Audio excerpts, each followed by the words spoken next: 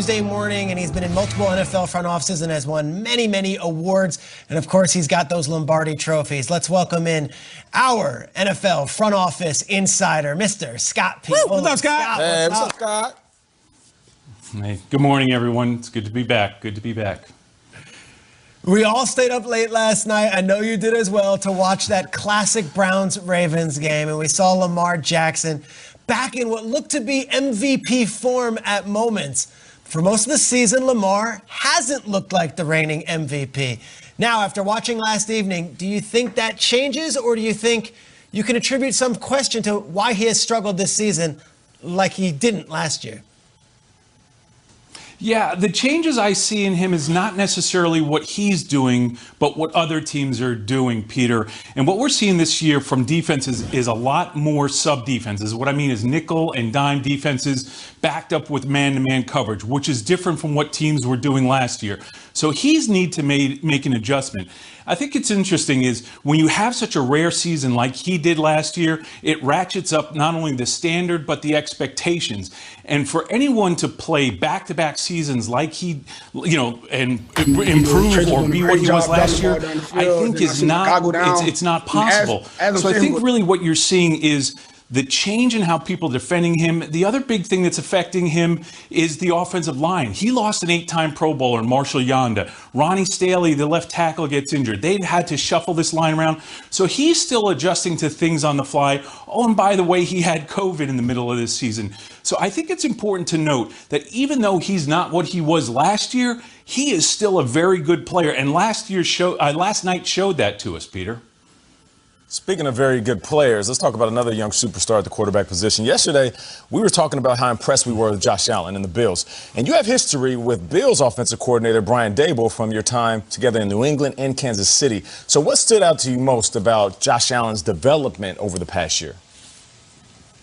You know, initially when I talked to Brian when Josh was a rookie, Brian talked about his work ethic, his work habits, his humility, all of those things. But now what I'm seeing personally when I watch him in year 3 is this new type of confidence. He's always been a confident player in his own abilities, but he has more of what I call a mature confidence now.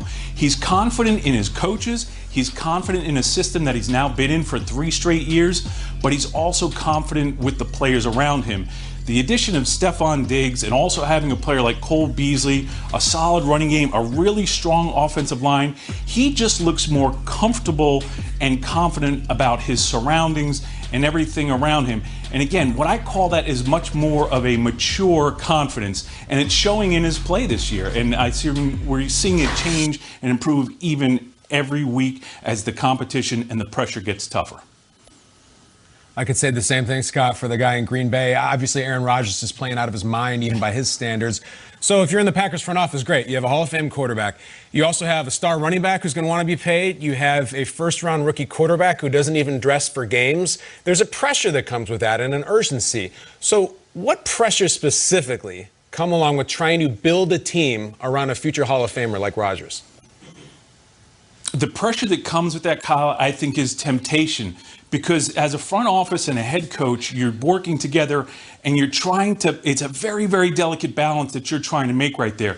You want to win now, but you also don't want to expose the franchise and your own legacy to failure in the future. But Brian Gutekunst and Matt LaFleur did, I think, a terrific job where the outsiders were yelling, they need more receivers, they need a tight end, they need all of these things for Aaron Rodgers, Aaron Rodgers, Aaron Rodgers. Aaron Rodgers is an elite quarterback, and the difference between a good quarterback, a very good quarterback, and an elite quarterback is the fact that elite quarterbacks can take talent around them and make those other players much better, and that's what Aaron Rodgers did. So what Brian Gutekunst and Matt LaFleur did was they did what was best for the organization now and in the future, and they did not succumb to the pressure of worrying about surrounding their Hall of Fame quarterback. They planned for the future and drafted a quarterback. A lot of people didn't think that was a good idea, but I think right now what we're seeing is what those two knew is that Aaron Rodgers was still an elite level and he was going to be able to help them win. So the temptation to me was the pressure, but knowing those guys, hey, a great saying that I absolutely love is that pressure is a privilege, and they have embraced that privilege. The this conversation will continue, of course, until we see the rookie and what he looks like on the field and what the decisions are around that in the upcoming seasons. Now, Pioli, your NFL media takeover continues. You are crushing it, and you have a new series over at NFL.com. Behind this, I mean, in the commercial breaks, you come on, and we are enamored and always asking questions about the things that you have in the background of your setup. And on NFL.com right now, you talk about the history of the players there, featuring players from historically black colleges and universities who deserve a little extra spotlight. Who do you have for us to learn about today? Well, today we've got Walter Payton. Everyone knows Walter Payton. This is from his rookie year, and it says rookies on the rise. And Walter Payton played at Jackson State with Jackie Slater, another gold jacket. That 1974 Jackson State team was 7-3, but it's unbelievable. From that team, 3 starters that were all SWAC, all in the Pro Football Hall of Fame. Walter Payton, Robert Brazile, and Jackie Slater. What's crazy, though, is the 1974 team at Jackson State had 5 players drafted in the NFL draft, more than Ole Miss and Mississippi State combined. Of course, Jackson State is in Mississippi.